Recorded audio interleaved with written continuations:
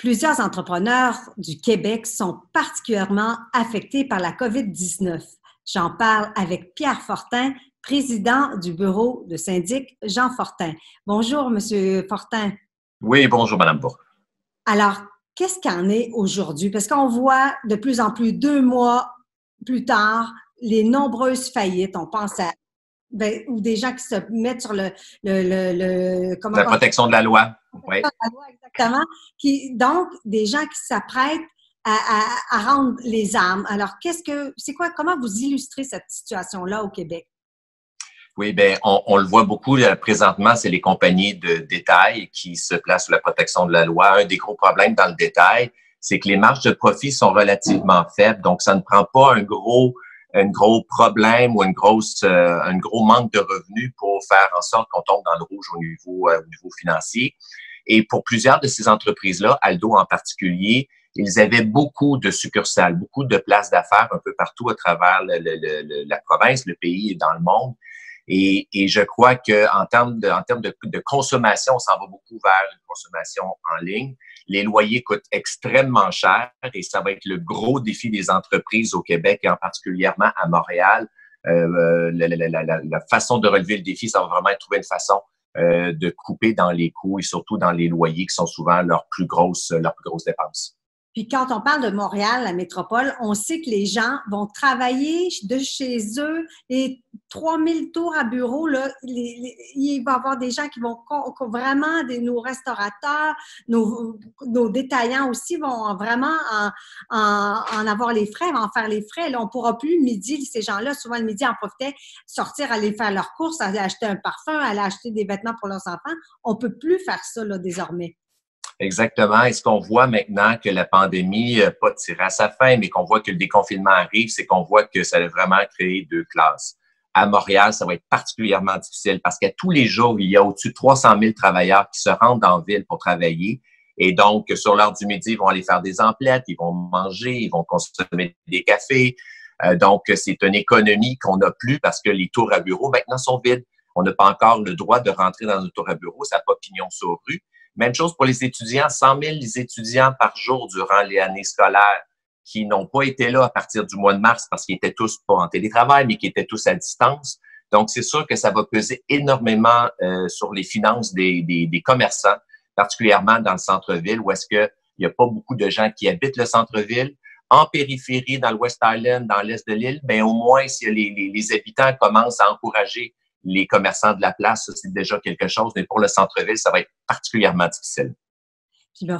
Fortin, c'est quoi que vous dites aussi aux consommateurs, ceux qui perdent leurs emplois? Comment éviter d'aller jusqu'au bout, là, d'aller jusqu'à la faillite? Oui. Bien, la première chose, c'est de prendre conscience de sa situation financière. Des fois, la situation n'est pas si pire que ça, mais encore faut-il en être conscient. Donc, de faire l'inventaire de ses dettes, de retravailler sur son budget, de résister à la tentation de retomber un petit peu dans les habitudes de consommation qu'on était peut-être pris avant la pandémie. On était confinés pendant 2 mois et demi, on a le goût de sortir, on a le goût de dépenser, on s'ennuie presque de remettre un peu de sous sur notre carte de crédit, mais il faut essayer de faire attention de ne pas retomber dans le même panneau parce qu'on ne sait pas qu'est-ce que l'avenir nous réserve. On ne sait pas à quelle vitesse les employeurs vont rappeler leurs employés, on ne sait pas le nombre d'heures qu'on va leur donner, peut-être que ça va commencer avec du temps partiel. On ne sait pas s'il y aura une deuxième vague ou non. Donc, prévoir le pire, c'est toujours le meilleur scénario, sans être, je veux pas être alarmiste, mais au moins de faire très, très, très attention à ses sous. La seule bonne chose que le confinement a amené, selon moi, c'est on a été forcé à réduire nos dépenses. Donc, pour ceux qui ont pu compter sur leur salaire, il y en a quand même, c'est plus de la moitié des Québécois qui ont eu la chance de conserver leur salaire. Donc, on pense aux gens dans la fonction publique, aux gens dans les services essentiels et aussi à ceux dont le travail permettait le télétravail. Eux ont pu continuer à recevoir un salaire et pour eux, bien, c'est sûr que la situation était bénéfique parce que les dépenses, l'essence est moins chère, on voyage moins, on se promène moins, il y a pas de resto, il y a beaucoup moins de dépenses discrétionnaires. Donc, pour ces gens-là, ça a bien été, même qui ont plus d'argent qu'il y en avait avant la crise. Mais pour ceux qui ont perdu leurs emplois, de profiter des rapports de paiement. Là, on est dans une situation où est-ce que l'important, c'est de s'assurer qu'on ait assez d'argent pour payer sa nourriture, pour payer les besoins de base. on pèle en avant les dettes. Je comprends quand on fait des reports, c'est pas un cadeau, c'est les taux d'intérêt, les intérêts continuent de courir, mais au moins, on s'assure d'avoir un certain fonds de roulement pour assurer qu'on passe à travers l'été et l'automne si jamais le retour au travail s'avère plus long. Pour ceux qui n'ont pas perdu leur emploi, tombez pas dans la tentation de dire je vais reporter un paiement. Oui, ça fait de la liquidité dans nos poches, ça nous fait des sous de plus, mais c'est dangereux parce que après coup, là, les créanciers là, sont tolérants. Mais arrivé à l'automne, quand le 6 mois de sursis va se terminer au mois d'octobre, ben là, faudra faire face à ces dettes. Donc, résister à cette tentation-là et essayer de garder là, les dépenses au minimum. On sait que pour qu'il y ait une relance économique, il faut que les gens dépensent, mais pas au détriment de votre sécurité financière. Exactement, parce que la grande majorité des gens, là, quand vous avez fait le portrait, ceux qui ont perdu leur emploi, c'est ceux qui sont liés à l'industrie touristique, les restaurants, des gens non plus qui ne gagnent pas énormément cher aussi. Alors que Exactement, c'est un bon point. La pandémie, encore une fois, au niveau des consommateurs, autant que les commerçants ont créé deux classes.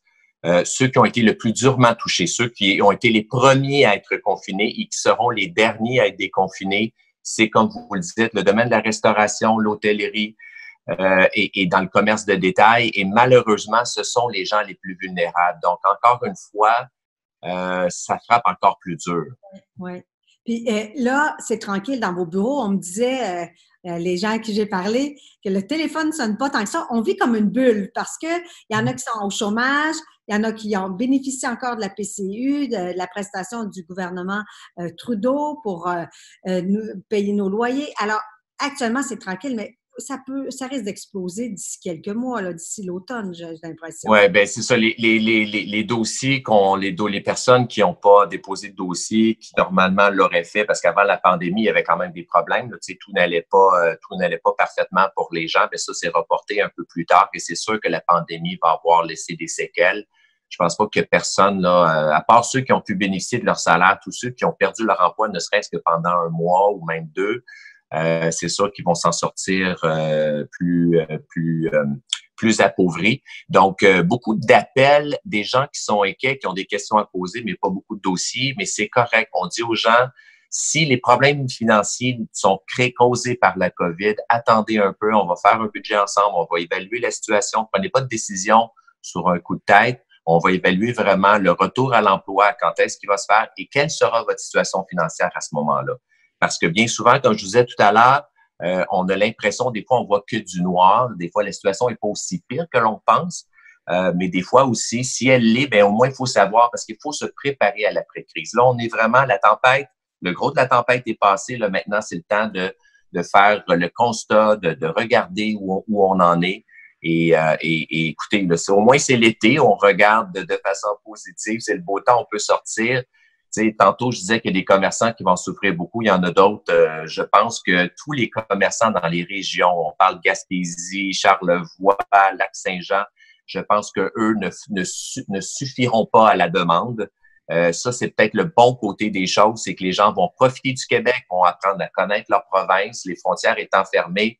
Oui, il y a moins de touristes américains, mais bon an, mal an, il y a plus de touristes québécois qui vont aux États-Unis que d'Américains qui viennent chez nous.